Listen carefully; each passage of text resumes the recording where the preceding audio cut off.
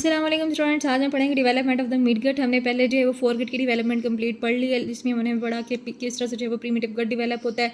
फिर हमने पढ़ा इसोफेगस किस तरह से डेवलप होता है, फिर स्टमक के बारे में पढ़ा, फिर लीवर के बारे में पढ़ा, फिर हमने गॉल ब्लैडर के बारे में पढ़ा, bile duct, cystic duct, pancreas. हमने ये सारे टॉपिक्स जो है वो कवर कर लिए हैं। अब हम पढ़ रहे हैं development of the mid gut. Third week of the development में हमारे पास मिड गट जो है वो किस अपेयर होता है, बनता है हमारे पास कहाँ से कहाँ तक होता है। Distal half of the duodenum से लेके 2/3 ऑफ द ट्रांसवर्स कोलोन तक हमारे पास क्या होता है, जो है वो मिडगट होता है।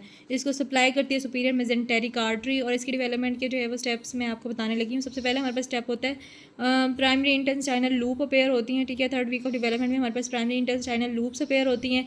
ये लूप्स जो है फिर इनके अंदर फिजियोलॉजिकल हर्निएशन होती है 6 वीक के अंदर इनके अंदर फिजियोलॉजिकल हर्निएशन होती है, 90 डिग्री रोटेशन होती है। पहले हमारे पास प्राइमरी इंटेस्टाइनल लूप जो है वो कहाँ मूव कर जाती हैं, एक्स्ट्रा एम्ब्रियोनिक कैविटी के अंदर मूव कर जाती हैं। फिर हमारे पास अगेन रोटेशन होती है।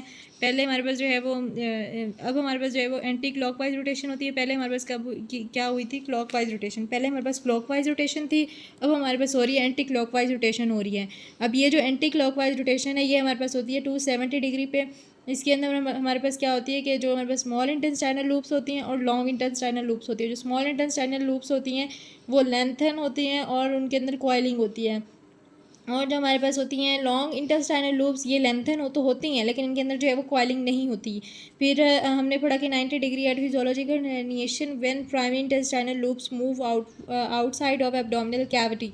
पहले जब हमारे पास 90 डिग्री की रोटेशन हुई तो हमारे पास यही जो लूप्स थी ये हमारे पास एक्स्ट्रा एब्डोमिनल कैविटी में मूव कर गए। फिर जब रोटेशन होगी 270 डिग्री की तो ये दोबारा एब्डोमिनल कैविटी में जो है वो मूव कर जाएंगी। अब इनकी रिट्रैक्शन होती है इंटेस्टाइनल लूप्स की 180 डिग्री जो है वो मैन इट रिटर्न 180 डिग्री की रोटेशन होगी जब ये दोबारा रिटर्न करेंगी। टोटल 270 डिग्री जो है वो हमारे पास रोटेशन होती है।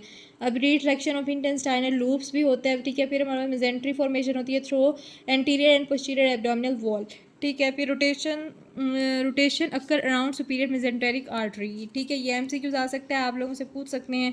पहले हमारे पास जीजीनम रिट्रैक्ट करते हैं and move to left side whereas remaining part comes and move to right, ठीक है। ये भी एमसीक्यूज आ सकते हैं कि कौन सा पार्ट पहले हमारे पास रिट्रैक्ट करता है और कहाँ पे जो है वो रिट्रैक्ट करके जाता है। फिर हमारे पास टोटल रोटेशन 270 डिग्री की होती है। मैं आपको इसके यानी रोटेशन के क्लियर कर दूँ एक दफ़ा कि टोटल हमारे पास 270 डिग्री की रोटेशन होती है। फिजियोलॉजिकल हर्निएशन होती है ये, और इसमें क्या होता है due to rapid elongation of midgut.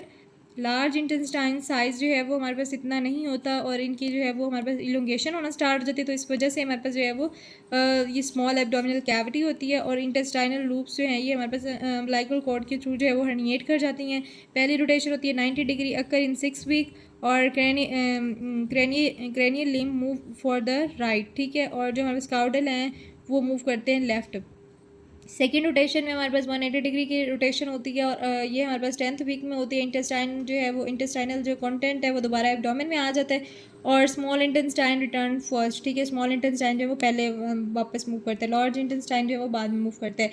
ये हमारे पास थी total development of the midgut. उम्मीद है आप लोगों को जो है वो वीडियो अच्छी लगी होगी और मैं आपको जो है वो इसके एक दफ़ा